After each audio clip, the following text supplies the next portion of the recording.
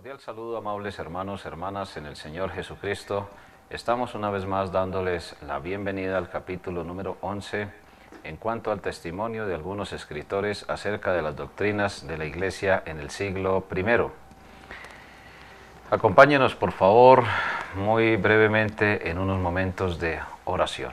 Padre nuestro que estás en el cielo, una vez más, Señor, te damos muchas gracias por tu maravillosa palabra que siempre nos guía y que es usada por tu Santo Espíritu para fortalecernos en este estudio de la historia de tu Iglesia a través de los siglos. Vamos a estudiar hoy la finalización del primer siglo después de tu primera venida, Señor. Y lo vamos a hacer bajo la dirección de tu Santo Espíritu. Por eso pedimos fortaleza y también satisfacción, bendición a las necesidades que tienen nuestros hermanos y las nuestras propias. En los méritos de tu Hijo amado hemos orado. Amén. Tenemos entonces tres grandes testimonios de historiadores. Mosheim es el primero, Mender es el segundo y Fischer es brevemente el que tercero se menciona en ese orden allí en cuanto al testimonio de ellos. Son grandes historiadores que han ido con bastante erudición, es decir, con profundidad a estudiar la finalización del primer siglo en cuanto a la Iglesia del Señor Jesús. Siempre se reconoce el inicio de esta era a través del nacimiento de Cristo. Y hay una serie de discusiones con relación a los días y en fin. Pero la discusión se centra en el tiempo y no en la doctrina. Cuando la discusión se centra en el tiempo y no en la doctrina, pues entonces sencillamente lo que se está haciendo es desvirtuando lo que Dios da a conocer a través de su palabra. Por eso estamos uniendo las dos cosas.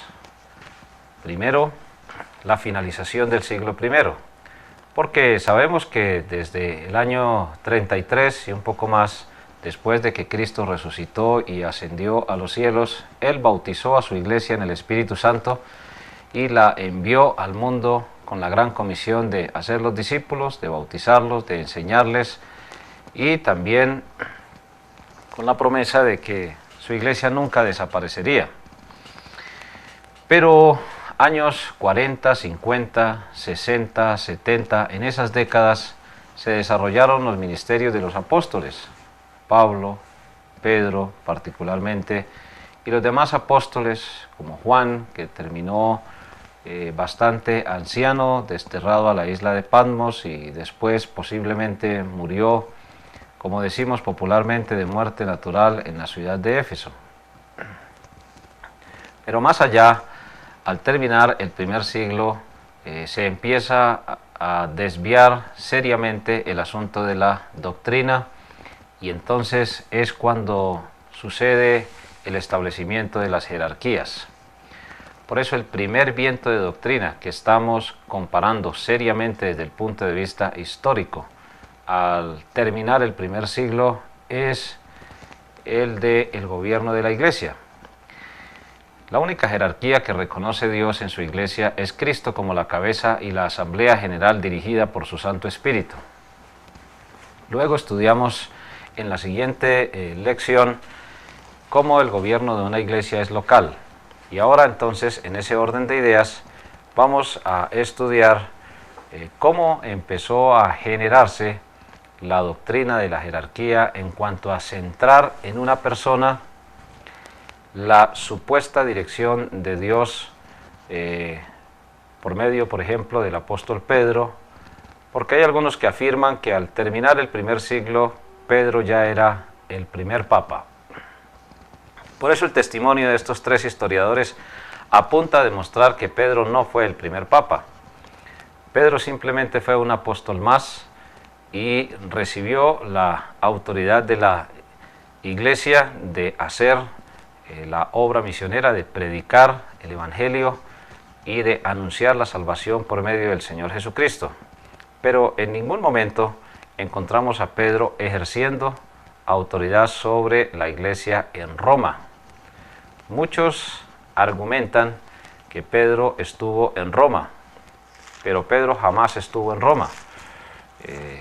se usa como argumento uno de los textos de su primera carta, la primera carta del apóstol Pedro, en el capítulo 5, en el verso número 12, donde dice: la iglesia que está en Babilonia, elegida juntamente con vosotros, y Marcos, mi hijo, os saludan.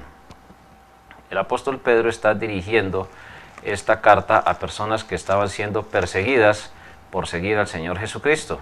A los expatriados, dice, de la dispersión en el Ponto, Galacia, Capadocia, Asia y Bitinia. Allá en esas regiones mejor, había personas perseguidas por Cristo, y Pedro les escribe esta carta. Hermanos y hermanas, el hecho de que Pedro usa aquí la expresión Babilonia, simbolizando a Roma, no quiere decir que Pedro estuvo en Roma.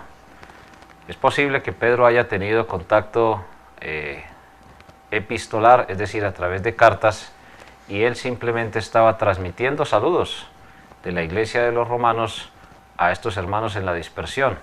Pero no se puede garantizar a través de este texto que haya existido de esa manera. Por eso, o haya sido de esa manera. Vamos a observar primero en el Evangelio según San Mateo, capítulo número 16, en el verso número 18. Vamos a observar ese texto, y la imagen que vamos a ver a continuación es la imagen del mar de Galilea, o lago de Genesaret, como se le menciona también en otros textos geográficos, donde Jesús llamó a Pedro, a Andrés, su hermano, como los primeros miembros de la iglesia.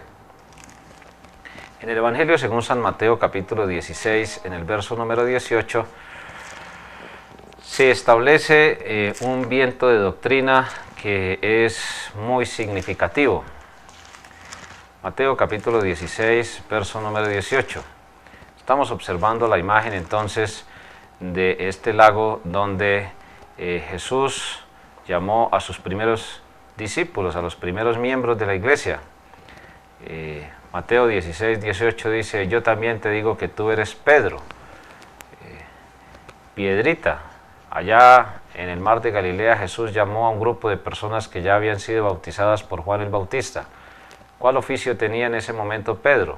Pues similar al que estamos viendo en la imagen, el de arrojar las redes al mar y el de traer peces para su correspondiente comercialización y manutención de Pedro y su familia. Pero hermanos y hermanas, el hecho de que Pedro hubiera sido un pescador, pues solamente Jesús está diciendo: y yo os haré pescadores de hombres. No justifica esto que Pedro haya sido declarado como el primer papa. ¿Por qué razón? La palabra Pedro, en griego Petros, significa una piedra pequeña, y sobre esta roca, y se señala a Jesús, edificaré mi iglesia, y las puertas del Hades no prevalecerán contra ella. Y a ti te daré las llaves del reino de los cielos. Entonces, recordemos que Jesús está hablando ahí a Pedro, pero como miembro de una iglesia local. Es decir, Pedro podía ejercer la autoridad como miembro de la iglesia de Jerusalén, que fue la que estableció Jesús a partir del llamamiento que él hizo en las orillas del mar de Galilea. Pero en ningún momento Pedro fue fundamento humano. Algunos afirman que Jesús estaba buscando un fundamento humano para su iglesia porque él iría a partir. La verdad es que la iglesia no está fundamentada en seres humanos. Si la iglesia estuviera fundamentada en seres humanos, pues sencillamente se hubiera acabado. Porque los seres humanos primero pues partimos físicamente, y cuando un ser humano parte, pues su testimonio simplemente se convierte en algo de recordar. No estaba Jesús buscando fundamentos humanos. Jesús estaba simplemente reconociendo que las puertas del infierno no iban a prevalecer en ningún momento sobre su iglesia, porque la iglesia estaba fundada sobre él. Y sobre esta roca edificaré mi iglesia. Pedro no es la piedra principal sobre la cual está fundada la iglesia. Pedro simplemente fue un apóstol llamado a ser una piedra pequeña del gran edificio, porque por eso Jesús dice edificaré. Ya había empezado en el mar de Galilea. pero todavía no había terminado, y aún todavía Jesús no ha terminado de edificar su iglesia. Por eso el texto nos dice a nosotros claramente que la autoridad la está dando Jesús. A ti te daré las llaves del reino de los cielos, y todo lo que atares en la tierra será atado en los cielos. Autoridad de recibir y separar miembros, autoridad de administrar los bienes, recursos económicos, autoridad de administrar los asuntos espirituales, de administrar las ordenanzas, el bautismo, la cena del Señor. En fin, todo lo que tiene que ver con el trabajo de la iglesia está bajo la autoridad de la misma iglesia, no bajo la autoridad de Pedro, no bajo la autoridad de ningún ser humano. Por eso afirmamos categóricamente que Pedro nunca pudo estar en Roma, porque no existen pruebas históricas para poder afirmarlo de una manera contundente. Hay muchas leyendas sobre el oficio de Pedro como obispo de Roma, pero la cruda realidad es que históricamente no se puede probar ello. Podemos entonces, mis hermanos, encontrar que allí el Señor Jesucristo simplemente lo que está haciendo es reconociendo que Pedro había hecho una profesión de fe en Cristo Jesús, que Pedro había sido bautizado, que Pedro era solamente una pequeña piedra del edificio que él está edificando y que en consecuencia no lo está ordenando como papa, y ya sabemos que la palabra papa significa padre. Entonces, ¿cómo podemos probar esto a la luz de la palabra de Dios? De varias formas. Podemos probarlo, por ejemplo, en Juan capítulo 16, en el verso número 7. Juan 16, 7 dice la Biblia allí que el vicario de Cristo es el Espíritu Santo. El vicario de Cristo no fue Pedro, no fue un ser humano, no es tampoco ningún ser humano. Pero yo os digo la verdad, Juan 16, 7, os conviene que yo me vaya, porque si no me fuere, el Consolador no vendría a vosotros, mas si me fuere, os lo enviaré. Y así sucesivamente sigue explicando el texto el oficio del Espíritu Santo a través de la iglesia. Por eso el vicario representante de Cristo aquí, o suplente del Señor Jesús, por decirlo así de esa manera, es su Santo Espíritu que trabaja a través de la iglesia. No ningún ser humano.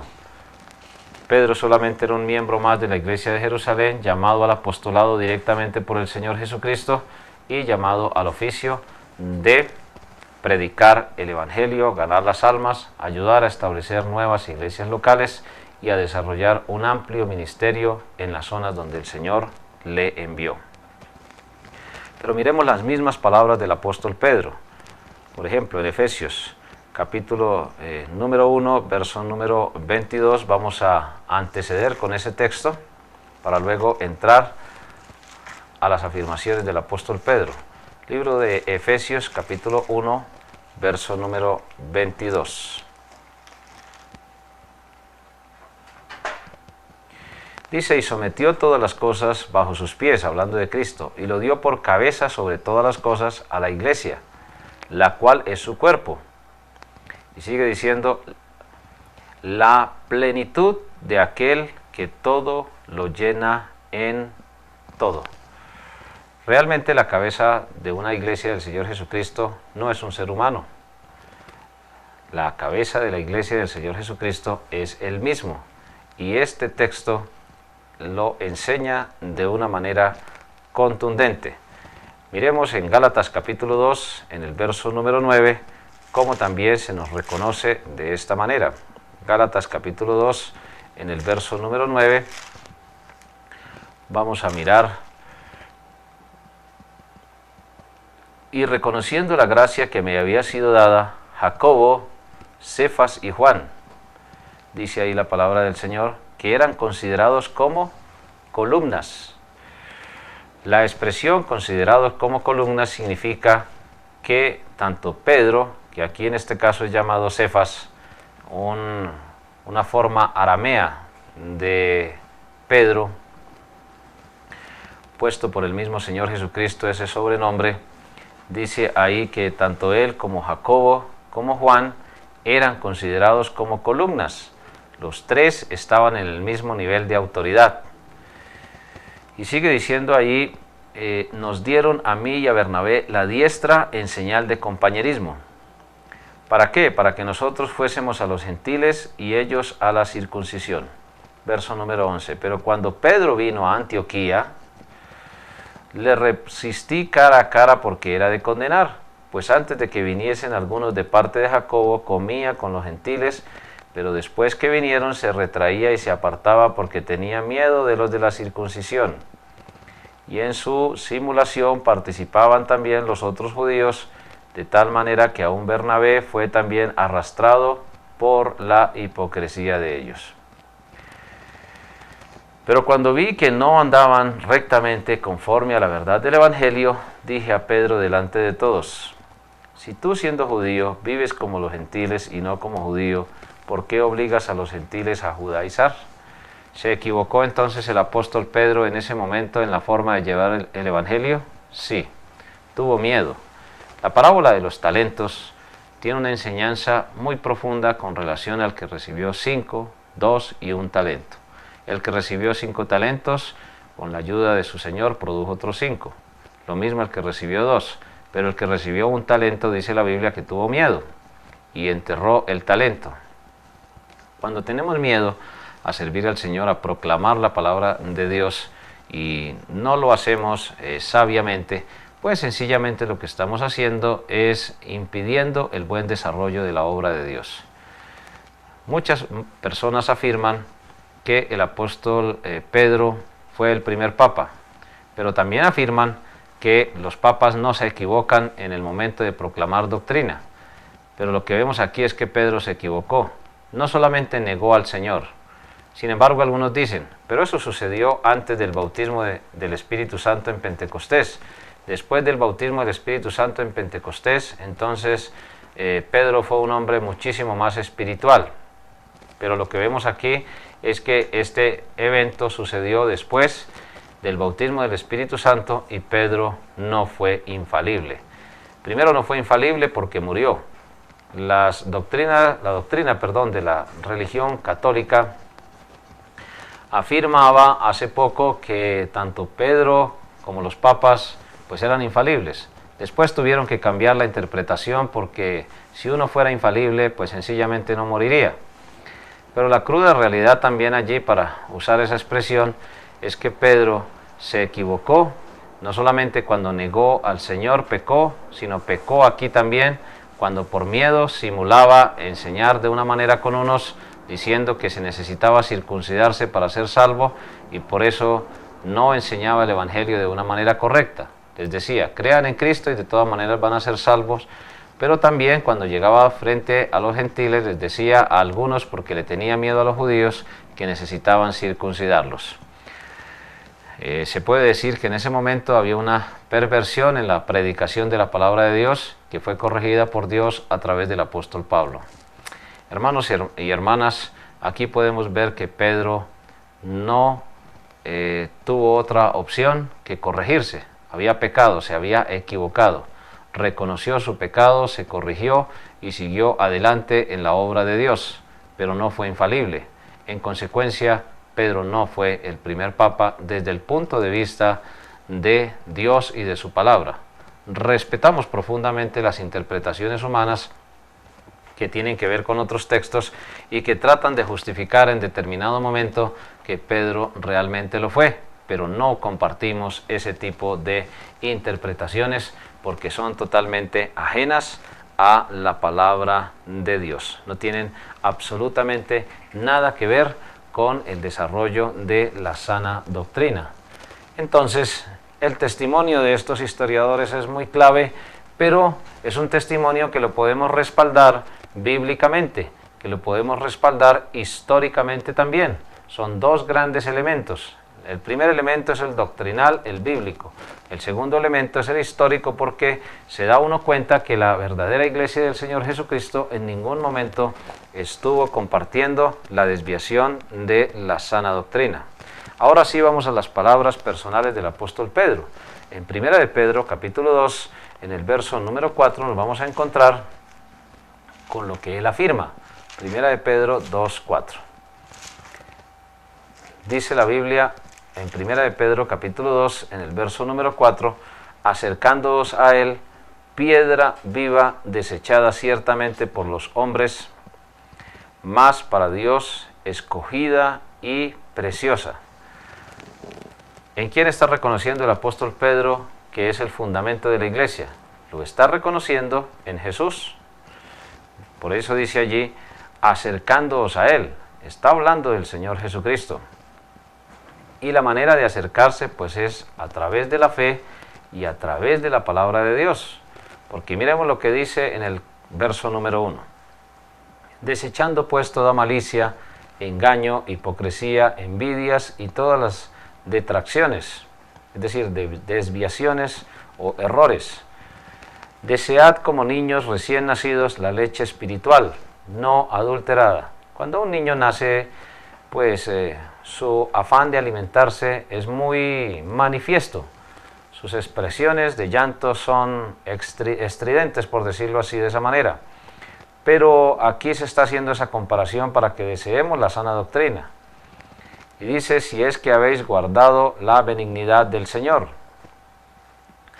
Y hablando del Señor Jesucristo, dice, acercándoos a Él, pues dice aquí que es piedra viva.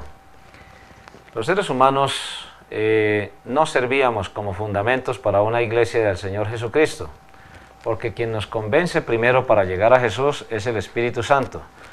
Quien nos añade a la iglesia y nos guía a toda la verdad es el Espíritu Santo. Procedemos a bautizarnos en el nombre del Padre, del Hijo y del Espíritu Santo. Luego procedemos también, hermanos y hermanas, a obedecer al Señor, sujetos a una iglesia del Señor que es dirigida por el Espíritu Santo. Ahora, ¿cuál es la función entonces que nosotros tenemos?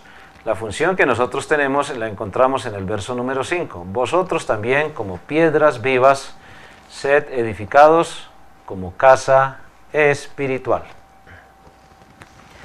La Biblia enseña que el creyente en Cristo comparte varias casas. En Hechos capítulo número 17 se nos habla del planeta como el lugar de habitación. También a veces la expresión casa se relaciona con la familia. Y también la expresión casa se relaciona con la iglesia del Señor Jesucristo, que es columna y baluarte de la verdad, como ya lo hemos leído en otras oportunidades. Pero aquí se nos dice que hay una casa espiritual, que nosotros somos piedras vivas. Eso significa que el mismo apóstol Pedro está reconociendo que la única base, la única piedra esencial, el único fundamento, la palabra fundamento habla de base. Es diferente el término griego aquí, fundamento, al término que se usa para los creyentes. Y los creyentes, incluido el apóstol Pedro, se nos muestra como piedras vivas, mientras que a Cristo se le refiere como fundamento.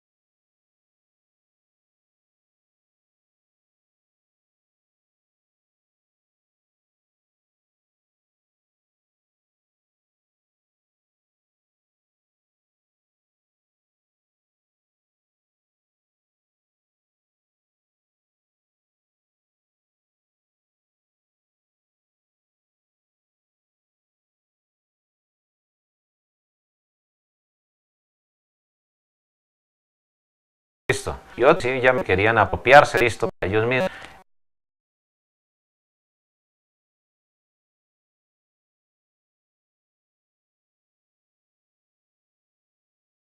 Tampoco jamás enseñó a ser el diario de Cristo. Siempre es igual. Que el Señor siga bendiciendo a los grandes y ricas. Es narcozones y nevañas le la win survey. O sea que dirá que eres ni sama hoko.